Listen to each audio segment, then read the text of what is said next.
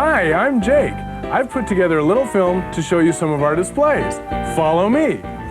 This is the Nintendo Power Previews display. Works a lot like a jukebox. You walk up, you push a button, and it plays the game that you've selected. Sometimes you need to adjust the volume on this. To do that, you take your key number 2007, go underneath the keypad, and open up the keypad, and then drop down the front door. You'll find two different buttons here. One of them adjusts the attract mode volume, while the other one will adjust the volume of the game that you just selected. You may also see another version of this that's 30 inches wide. Now, we've got a lot more to look at, so let's go take a look at those. There you are! This is the Super NES Floor Interactive Display. You can play some really cool Super NES games on this thing. Sometimes you'll want to change those games out. To do that, take your key marked LL419 on your really cool Mario Paint keyring and open it up by unlocking the lock on the side, and that'll flip the cover up. Open the cover, turn off the power, push down on your eject button, and that'll pop up the game pack. Take out the game pack cartridge, take your new game pack cartridge, put it into the slot, push down firmly, be sure to turn your power back on, and then close and lock your cover. Now, sometimes you'll want to change the volume on this as well. To do that, we have to run around to the side here. The side panel will open up if you take the same key and open the lock on the back of the display. Open up that lock, open the side panel, and if you look right down here, you'll see a little blue block with little teeny tiny switches on it.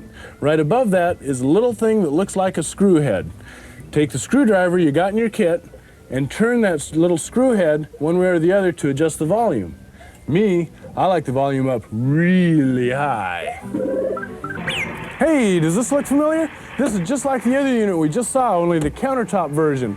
The inside workings are just like the other one, so I'm not going to bother showing you that. I do want to show you how to set the volume on this one, and that's around the other side. Come over here, and again, we look for that little blue block where the timer settings are made, and look for the little screw head driver adjustment right above that. Be sure to put in your screwdriver, and you know me, I like it up real loud. Hi again. Let's talk about some Game Boy displays. First, we've got the Game Boy Counter Interactive Display. Here, you've got your cool Game Boy with amplified stereo sound. Now on this display, you want to change out the game pack and or adjust the volume. To do that, let's go to the back of the display. In the back, take your key marked MM101, unlock the back door, open it all the way up, and inside you'll see the top end of your Game Boy here. To change the cartridge, be sure to turn the volume on your Game Boy off, push up on the game cartridge and lift it out, and then take the game cartridge that you want to replace and put it in with the label facing down, press firmly into the Game Boy, don't forget to turn the power back on, and you're ready to play your new game. Now, adjusting the volume. Let's move to the left-hand side over here.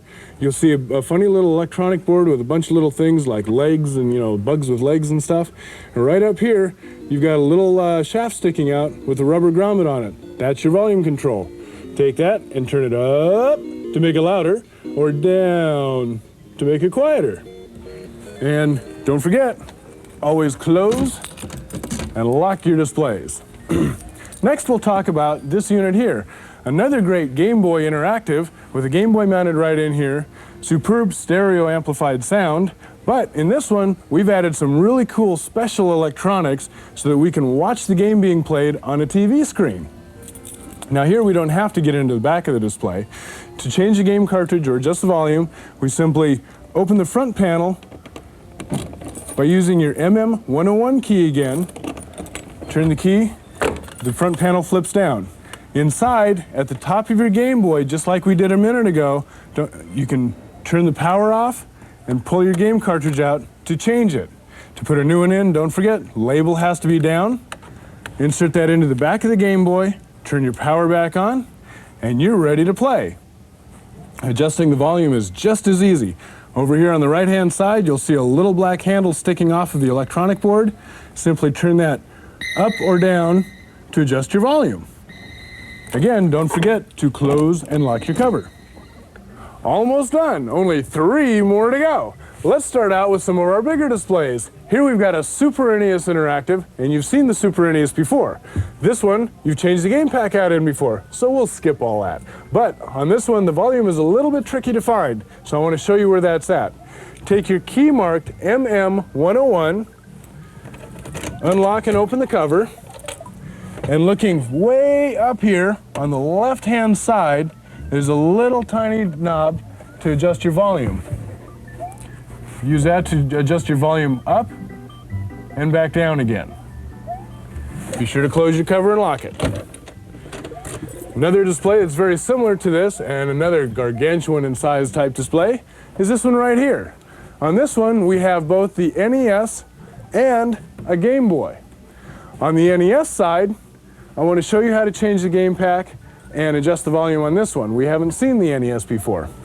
Again, using your key numbered MM101, unlock the cover, lift it out of your way, and inside you'll see the Nintendo Entertainment System control deck.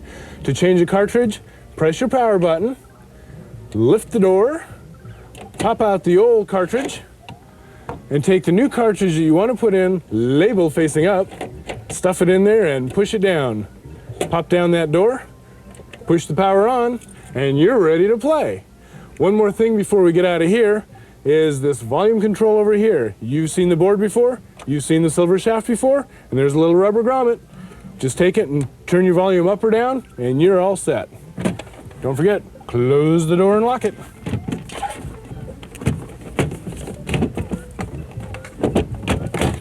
Okay, over here on the Game Boy side, again, this is all part of this one great display.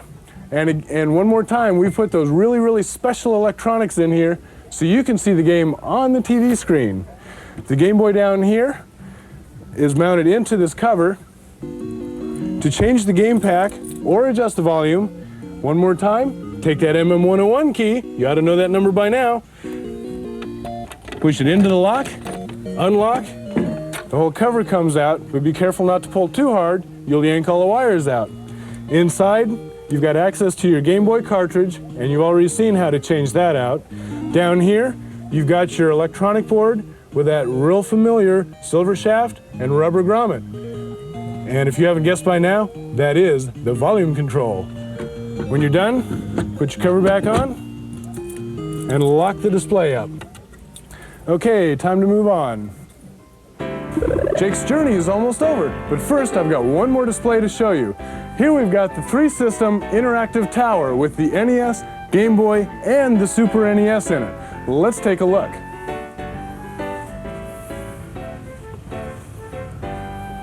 Pretty cool, huh?